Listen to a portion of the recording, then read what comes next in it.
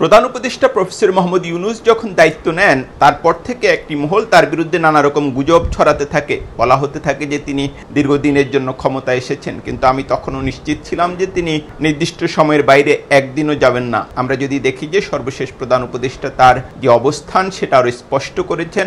রোববার 3টি রাজনৈতিক দলের সঙ্গে তিনি বৈঠক করেন এবং বৈঠক শেষে তার প্রেস সেক্রেটারি এটা স্পষ্ট করেন যে প্রধান উপদেষ্টা বলেছেন যে আগামী ফেব্রুয়ারির প্রথমার্ধে নির্বাচন হবে, নির্বাচনের কোনো বিকল্প নেই। যারা নির্বাচনের বিকল্প চিন্তা করেন বা নির্বাচনের কোনো বিকল্প চিন্তা খুবই বিপজ্জনক। আমি প্রধান উপদেষ্টা প্রফেসর মোহাম্মদ ইউনূসের সঙ্গে এ ব্যাপারে শতভাগ একমত পোষণ করি। কিন্তু প্রধান উপদেষ্টার আরেকটি কথা তিনি প্রায় বলে থাকেন, গতকালও সম্ভবত বলেছেন যে আগামী নির্বাচনটা খুবই উৎসব মুখর হবে এবং বাংলাদেশের ইতিহাসে সবচেয়ে অবাধ এবং সুষ্ঠু নির্বাচনগুলোর একটি হবে।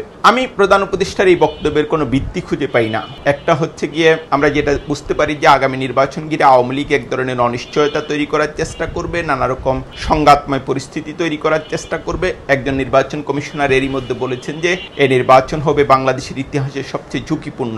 আমরা যেটা দেখি যে আইন শৃঙ্খলার বর্তমান যে পরিস্থিতি এবং মাঠ প্রশাসনের যে নিয়ন্ত্রণ, তাতে আসলে খুব অবাধ এবং সুষ্ঠু নিরপেক্ষ নির্বাচন হওয়া অনেক কঠিন। এখন প্রধান উপদেষ্টা এটা যে বলছেন, এটা কি তিনি কোনো স্পেসিফিক তথ্য বা কৌশলের ভিত্তিতে বলছেন নাকি এটা তার এক ধরনের কি বলবো ইউটিপিয়ান চিন্তা, সেটা কিন্তু একটা বড় প্রশ্ন। আরেকটা হতে পারে যে নির্বাচনের ব্যাপারে তার নিশ্চিতভাবে কোনো কৌশল রয়েছে, যে কৌশলের মাধ্যমে পরিস্থিতির হয়তো পরিবর্তন হবে, আইন শৃঙ্খলা বাহিনী অ্যাক্টিভ হবে, সশস্ত্র বাহিনী হয়তো সর্বোচ্চ শক্তি দিয়ে নির্বাচনে শৃঙ্খলা ফেরাবে। সেই ক্ষেত্রে একটি অবাধ, সুষ্ঠু এবং নিরপেক্ষ নির্বাচন সম্ভব।